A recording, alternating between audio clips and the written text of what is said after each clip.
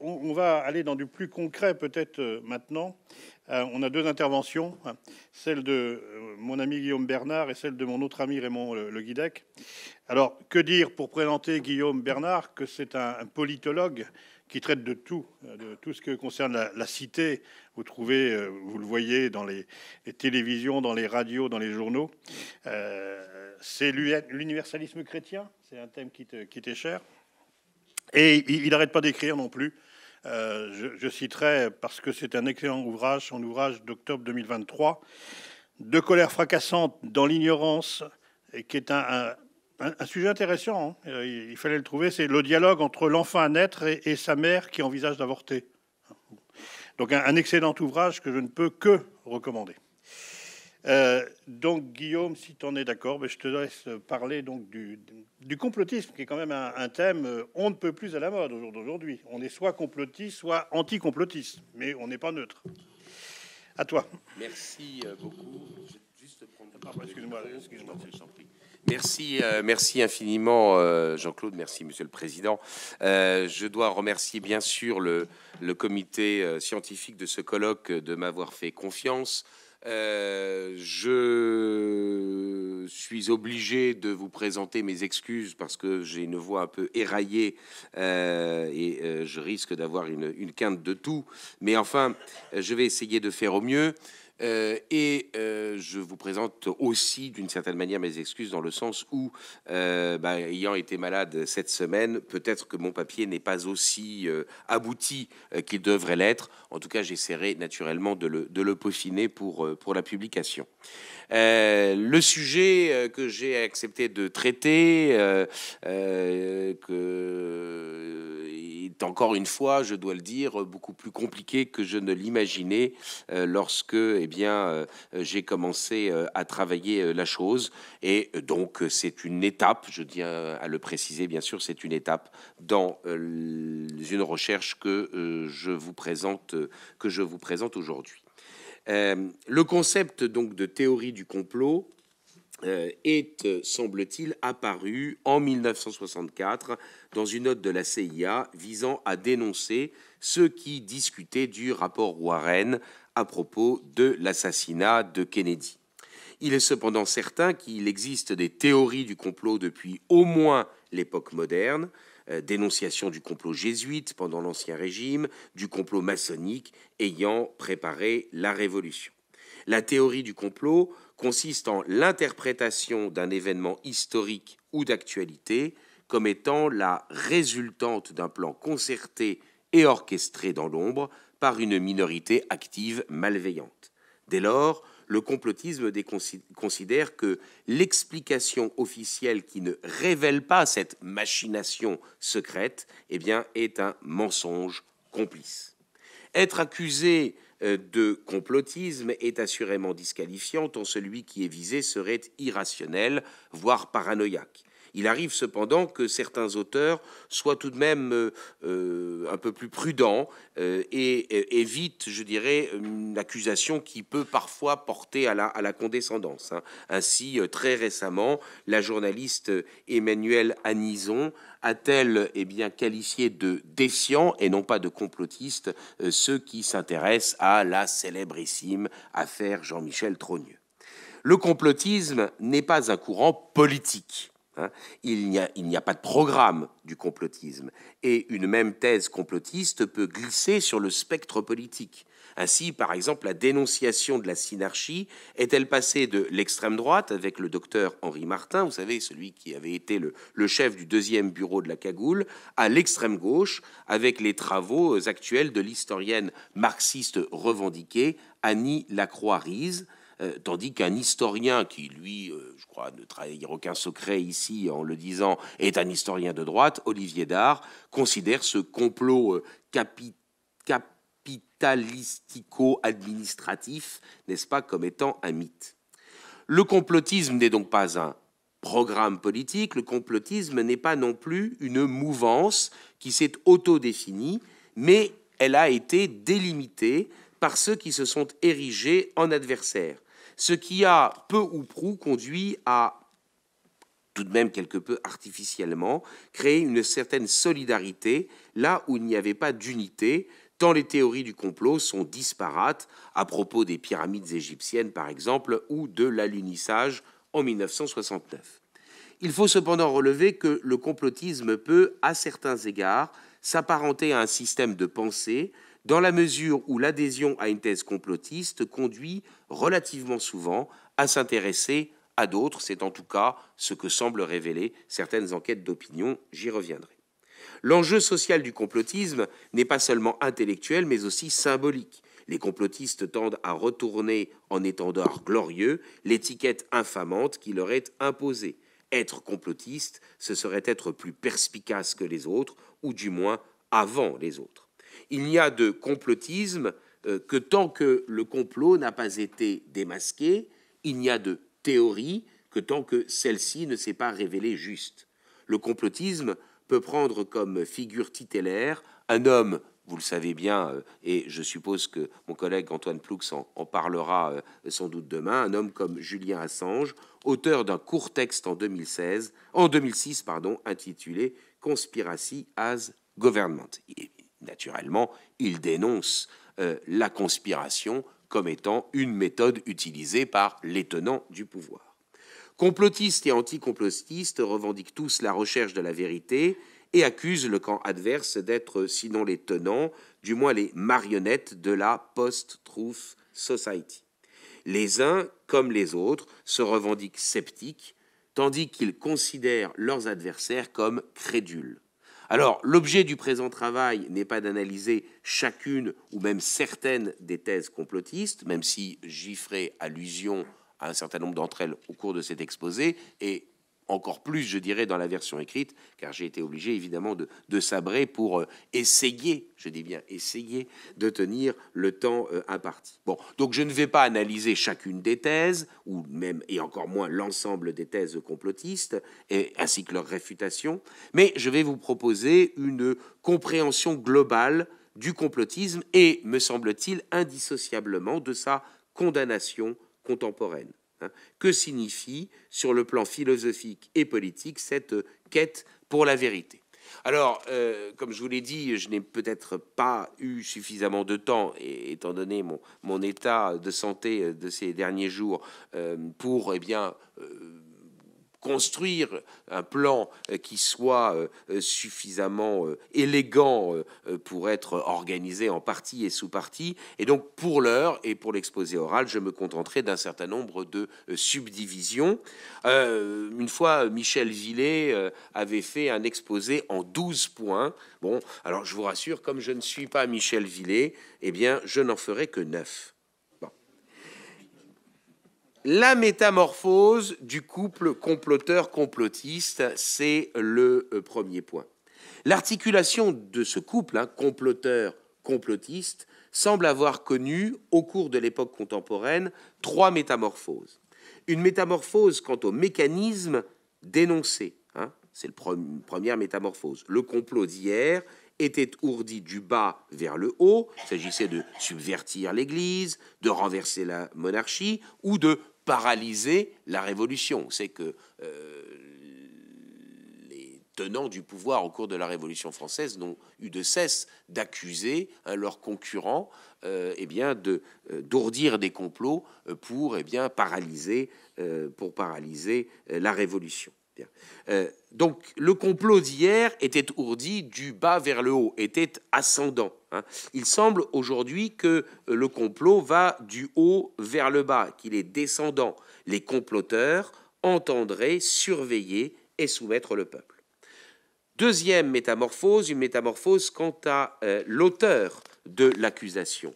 Le complot d'hier était dénoncé et subi par les titulaires ou du pouvoir ou les sectateurs de ce pouvoir. Celui d'aujourd'hui est dénoncé par les concurrents ou opposants au pouvoir qui l'accusent, lui, de comploter.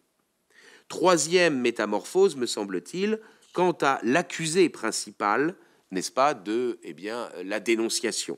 Le complot d'hier mettait sur la sellette le comploteur.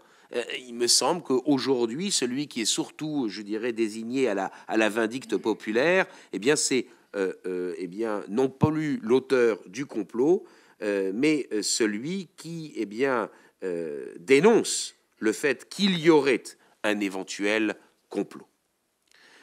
Deuxième point, vous voyez que les points vont quand même relativement vite, les différents degrés du complotisme. Il semble possible, étant donné ce que nous venons d'établir, ou du moins ce que je viens de vous proposer d'établir, il semble possible de distinguer plusieurs niveaux de complotisme et donc différents visages du complotisme. Il y a d'abord évidemment les auteurs de théories complotistes. Pensons bien sûr à l'abbé Augustin Baruel ou plus récemment à Thierry Meyssan. Je ne cite que ces noms-là pour aller vite, je ne les mets pas en accusation particulièrement eux, rassurez-vous. Ils peuvent être motivés tant par la recherche de la vérité que par celle de la visibilité, par égocentrisme ou par intérêt financier, tout simplement vendre des produits dérivés de leur théorie.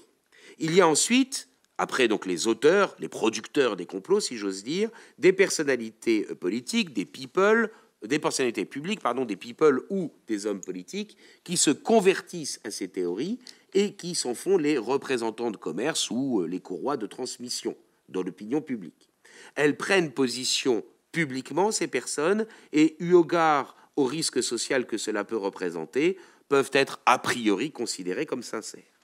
Il y a enfin, évidemment, la masse des adeptes, composée de croyants non pratiquants et de pratiquants pas forcément entièrement croyants. Les personnes qui, elles, peuvent rester... Ces personnes qui, elles, peuvent rester dans l'anonymat ne sont pas forcément entièrement convaincues, elles n'adhèrent pas nécessairement à l'entièreté de l'hypothèse, mais il est clair qu'elles ne communient plus au discours officiel, voire peuvent être animées d'une hostilité à l'égard des institutions en place. Cependant, prendre position contre une mesure gouvernementale, qui est par ailleurs dénoncée par des complotistes, ne signifie pas s'être rangé derrière une théorie du complot. La distinction de ces 3 degrés de complotisme apparaît indispensable, tant un sceptique lambda ne peut pas être assimilé à un éventuel désinformateur professionnel, sauf à accepter de prendre le risque de l'enfermer dans ses doutes en tenant une posture anticomplotiste radicale, exerçant des polarisations sociales antagonistes et inconciliables. Celui qui doute n'a pas forcément de théorie explicative de ce qu'il interroge ou de ce qui l'interroge.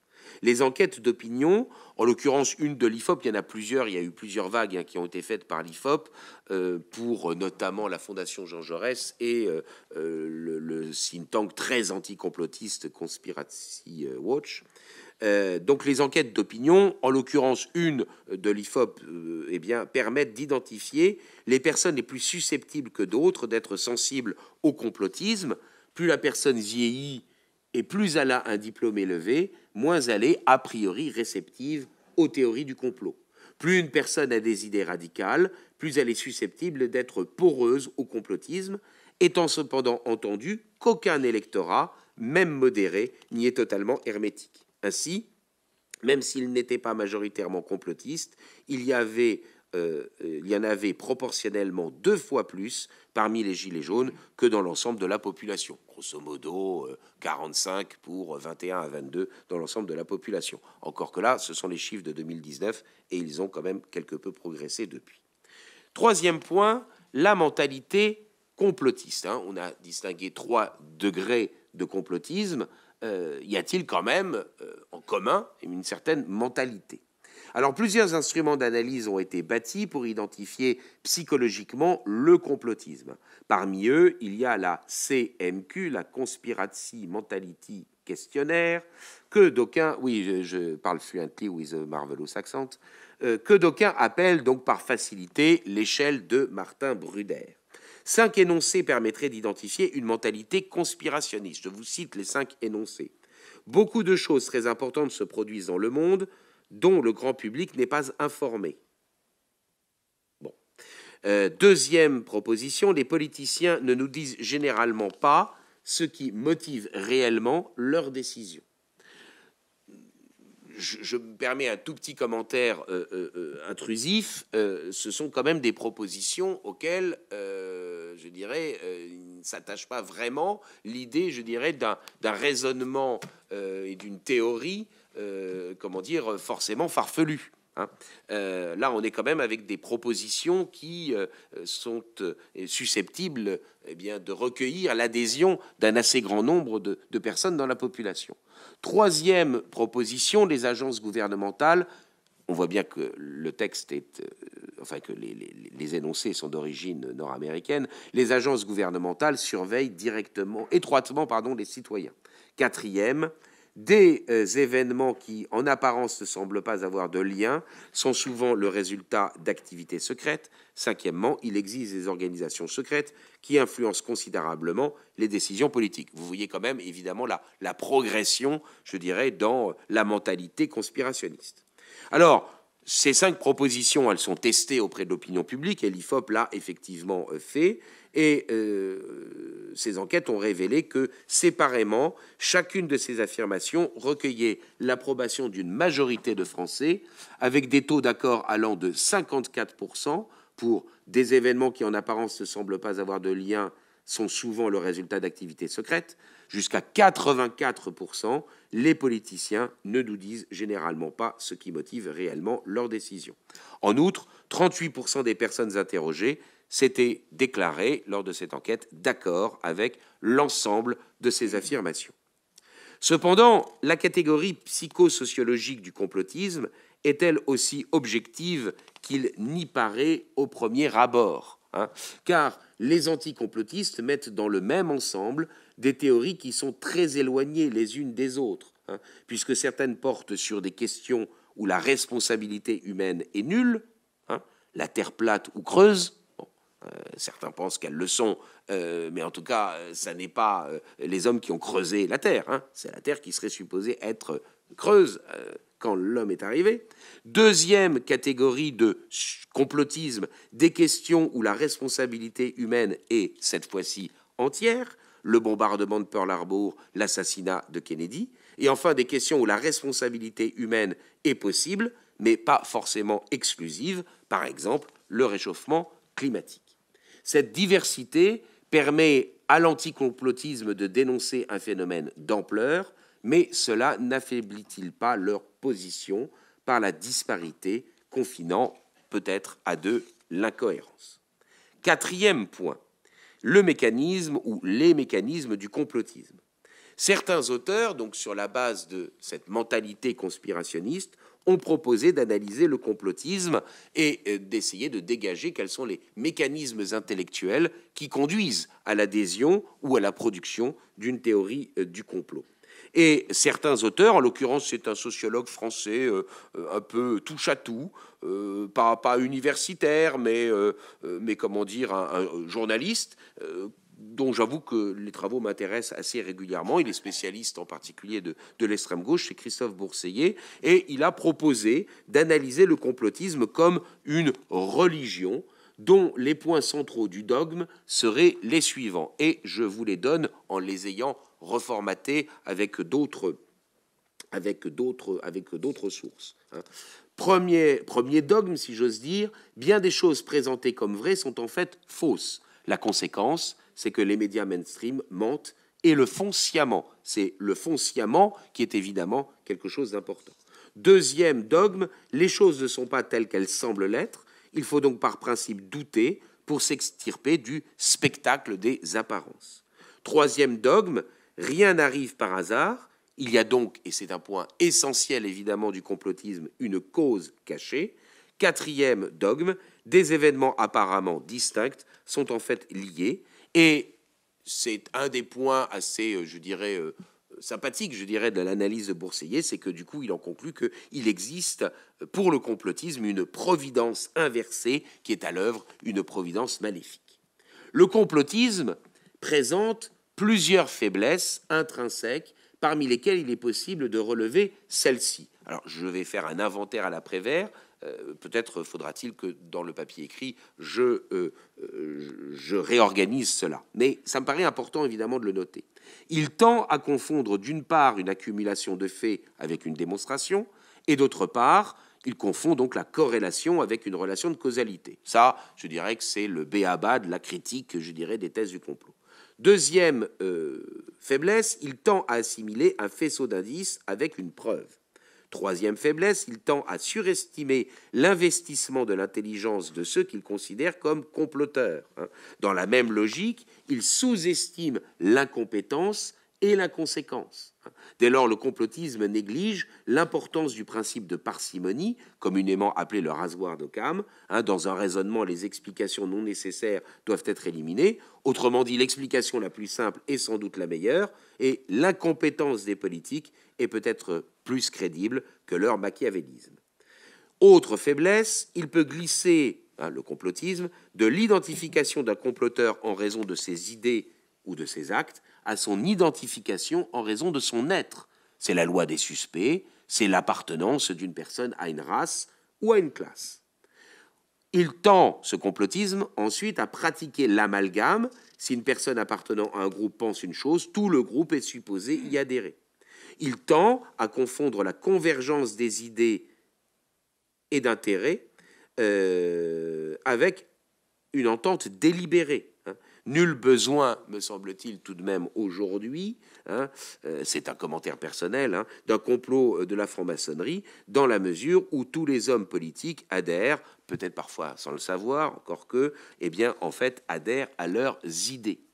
Il peut confondre aussi, ce complotisme, le profit ou l'intérêt avec l'investissement. C'est la fameuse question de à qui profite le crime. Si un événement profite à une catégorie de personnes, cela ne signifie pas que pour autant celle-ci soit à l'origine du processus. Et enfin, il sous-estime la difficulté à garder secret un complot, surtout s'il concerne de nombreuses personnes et s'étend sur un temps relativement long. Alors, comment, malgré ses faiblesses, le complotisme réussit-il à gagner du terrain? C'est le contexte informationnel du succès du complotisme. L'apparition, puis la démocratisation d'Internet et des réseaux sociaux a conduit à une dérégulation du marché de l'information, c'est ce que nous explique le professeur Bronner, la démultiplication des informations disponibles, possibilité pour chacun de donner son point de vue, son interprétation du réel et de les partager avec tous, a renforcé le phénomène du biais de confirmation. Chacun peut chercher et trouver les éléments qui vont dans le sens de ses intuitions et de ses compulsions idéologiques. Plus il y a d'informations disponibles, plus la probabilité d'en trouver qui conforte dans ses convictions est grande, et Internet peut donc moins favoriser le brassage des idées que l'amplification d'un entre-soi intellectuel, et ce d'autant plus que l'insularité cognitive peut être renforcée par les algorithmes des moteurs de recherche. Internet ne peut changer véritablement la donne que parmi les indécis, en fonction de ceux qui auraient été les plus actifs sur Internet pour défendre et illustrer la thèse à laquelle ils adhèrent, la visibilité d'une position étant confondue avec sa véracité. Les enquêtes d'opinion semblent d'ailleurs montrer que le public qui s'informe d'abord par Internet est plus susceptible que les autres d'être touché par le complotisme. Dans la mesure où une information devient très rapidement obsolète, les thèses du complot ne portaient auparavant que sur des événements majeurs, un bombardement de Pearl Harbor en 1941, attentat de New York du 11 septembre 2001, ou alors sur des personnes extrêmement connues, Kennedy bien sûr, ou le pape Jean-Paul Ier. Cependant, étant donné qu'Internet est plus facile d'accès que d'autres médias et que le flux y est moins prégnant, il semblerait que des thèse du complot plus pointilliste aient tendance à se développer. Cela étant dit, ça c'est le contexte.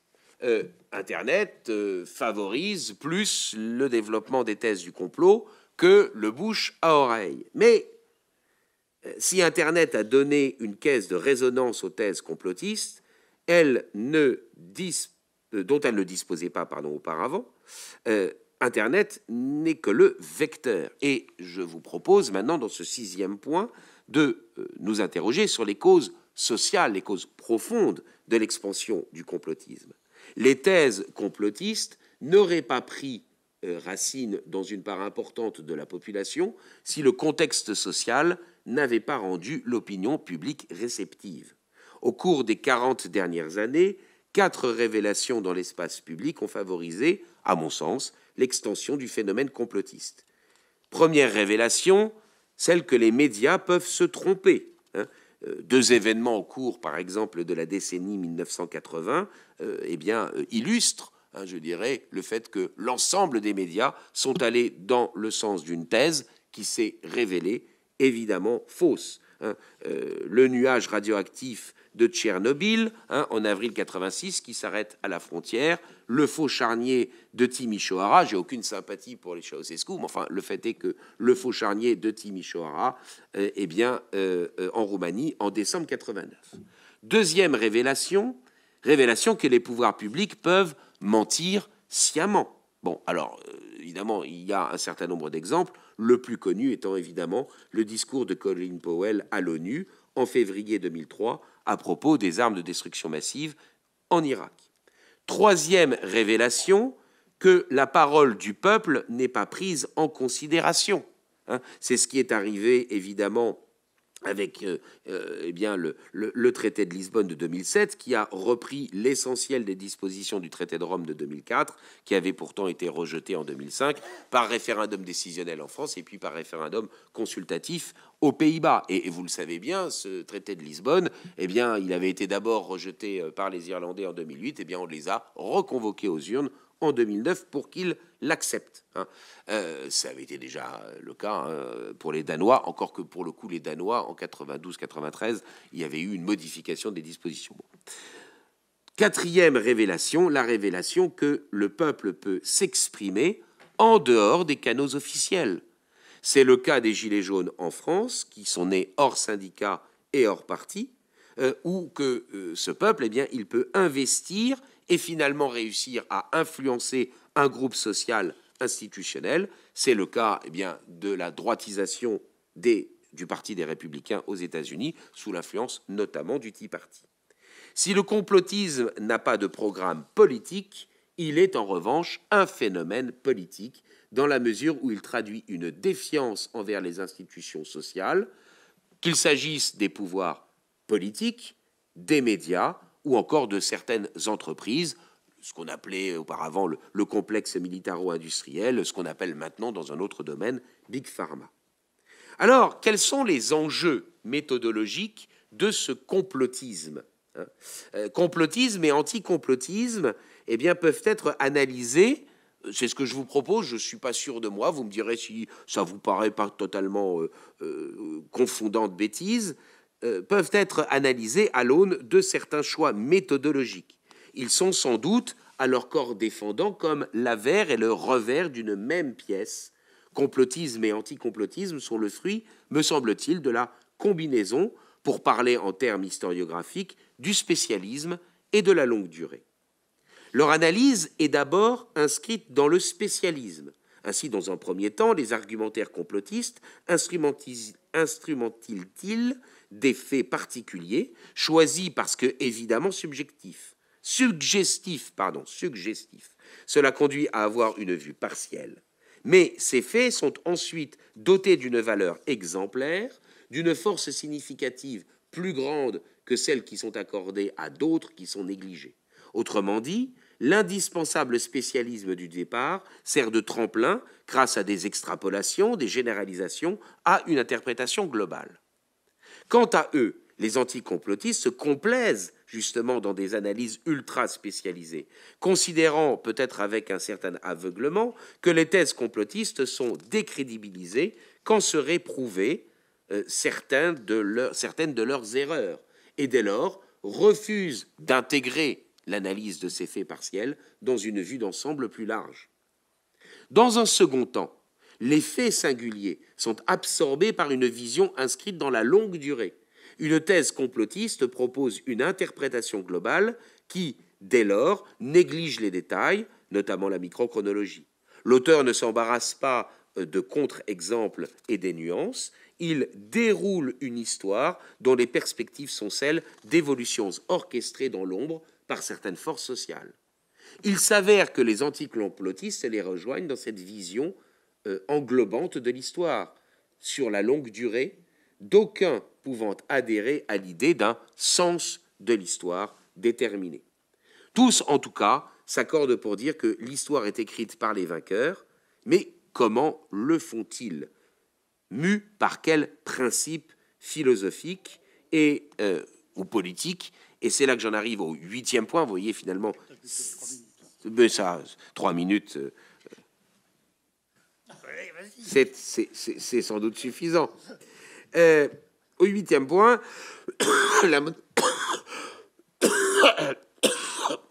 la motivation politique de l'anticomplotisme. L'anticomplotisme se pare des vertus de la raison et de l'effort méthodologique, accusant les thèses complotistes de n'instrumentaliser que des affirmations péremptoires. Or, l'improbable n'est pas forcément impossible. La thèse insuffisamment prouvée n'est pas forcément fausse. En outre, plusieurs de ces traits courants semblent révéler que l'anticomplotisme s'inscrit dans une démarche plus politique que scientifique. Je vous en propose quelques-uns. Sa propension à assimiler un raisonnement iconoclaste ou une position dissidente à du complotisme. Son expression d'une indéniable condescendance à l'égard de la vulgarisation. Son objectif de favoriser le maintien du statu quo. On peut lire sous la plume de plusieurs anticomplotistes le fait qu'il faut absolument lutter contre le complotisme parce que sinon, celui-ci va pousser les peuples à la révolte. Certes, les anticomplotistes admettent qu'il faille éviter le déni de complot, car évidemment, il y en a eu au cours de l'histoire, les Ides de mars, le 18-19 Brumaire en 8, bon, passons, le 13 mai 58, bon, et que le système politico-médiatique en place a sa part de responsabilité dans la défiance envers lui. Mais ils le font du bout des lèvres et de la plume. C'est vouloir distinguer... car vouloir distinguer entre théories plausibles et extravagantes conduit généralement à être suspect de complaisance, voire de complicité avec le complotisme. L'anticomplotisme connaît assurément en son sein une pente quelque peu manichéenne. D'ailleurs, la lecture attentive des enquêtes d'opinion, commandées par des organisations anticomplotistes, pourrait révéler cette orientation philosophique sous-jacente, quelque peu inavouée. Moi aussi, je fais du complotisme, non avoué, mais implicite. Je m'explique. Il apparaît assez facile de faire passer quelqu'un pour un adepte du complotisme, et ce, en mettant deux assertions distinctes dans une même phrase. À la question, en l'occurrence posée par l'IFOP, êtes-vous d'accord? Alors, je vous donnerai les chiffres si ça vous intéresse, mais à la limite, les chiffres, on s'en fiche. Êtes-vous d'accord avec l'affirmation suivante? Je la cite. Le ministère de la Santé est de mèche avec l'industrie pharmaceutique pour cacher au grand public la réalité sur la nocivité des vaccins. Il y a quand même bien deux assertions distinctes dans la même question, dans la même phrase. Alors, sur quoi les personnes interrogées ont-elles répondu? Sur la connivence ou sur la nocivité? N'ont-elles pas été, sinon piégées, du moins perdues par la question? Dans une autre enquête, alors c'est toujours l'IFOP, vous allez dire que je suis obsédé par l'IFOP, mais il s'avère que dans le temps passé, c'est vrai que je travaillais pour un organe de presse et il s'avère que c'était les sondages de l'IFOP qui étaient commandés par cet organe de presse et que j'étais chargé de commenter. Bon. Dans une autre enquête, donc toujours de l'IFOP, mais cette fois-ci en 2023, les Français ont interrogé sur ce que l'Institut de sondage, à la demande naturellement de son client qui paye l'enquête, appelle lui-même, je cite, des contre-vérités scientifiques. Alors, quelles sont les contre-vérités scientifiques, je cite, n'est-ce pas, entre guillemets, sur lesquelles les Français ont été interrogés? Eh bien, il y avait dans l'eau toute une série de contre-vérités scientifiques, n'est-ce pas? Le créationnisme, le réchauffement climatique ayant une cause naturelle et non pas humaine, ainsi que la construction des pyramides égyptiennes par des extraterrestres. N'est-ce pas là le signe que l'anticomplotisme n'est pas neutre, mais peut avoir un soubassement idéologique? Car le principe de la science n'est-il pas de tâtonner et de remettre sans cesse en cause les résultats antérieurs pour tenter de progresser dans la connaissance? Analysé comme complotiste celui qui n'adhère pas à l'état actuel et donc forcément provisoire de la science, ne correspond-il pas à un choix idéologique? Et je terminerai avec la stratégie idéologique, me semble-t-il, de l'anticomplotisme. De même que les thèses complotistes sont disparates, la démarche de l'anticomplotisme n'est pas uniforme.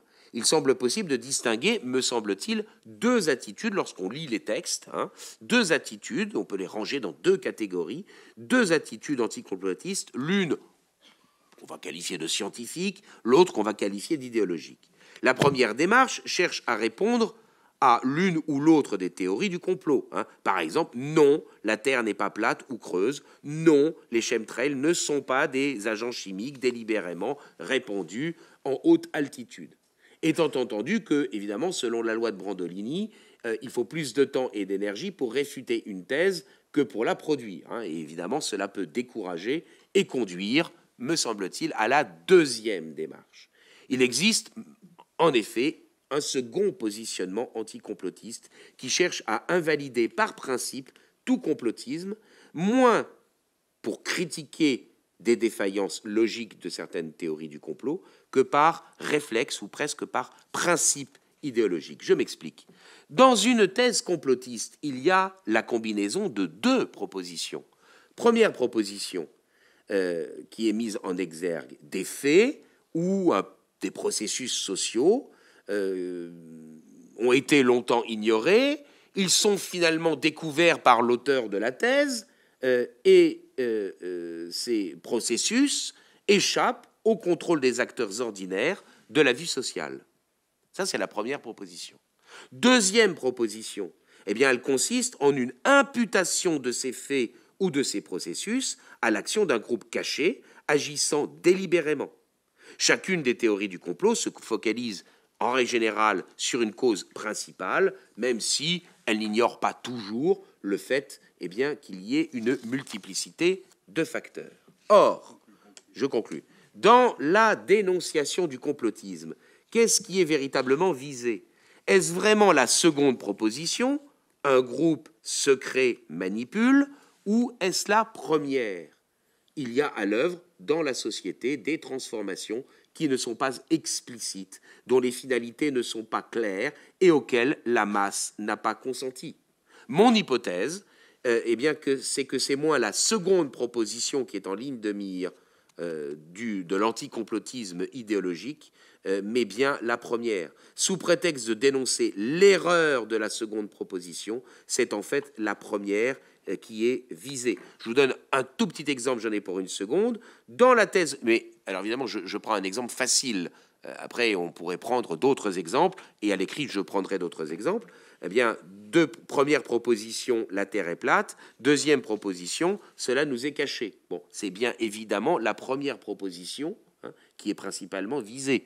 La proposition selon laquelle la Terre est plate est fausse. Et par conséquent, la seconde l'est aussi. Personne n'a intérêt à dissimuler quelque chose d'erroné. Bon, eh bien, il en va de même, me semble-t-il, dans les autres thèses complotistes, ou disons dans un certain grand nombre d'entre elles.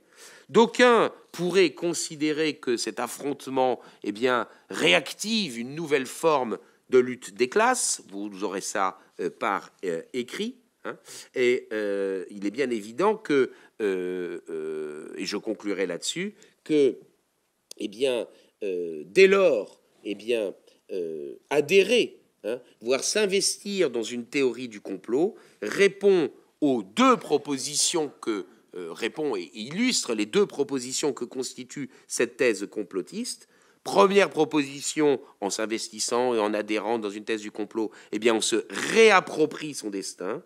Et deuxième élément de la proposition de la thèse complotiste, à laquelle on répond en adhérant ou en s'investissant dans une thèse du complot, on s'exonère de sa responsabilité dans la situation que l'on vit. Voilà l'essentiel de ce que je voulais vous dire. J'avais quelques points de conclusion, mais je crois que c'est véritablement trop long. Je vous remercie de votre attention.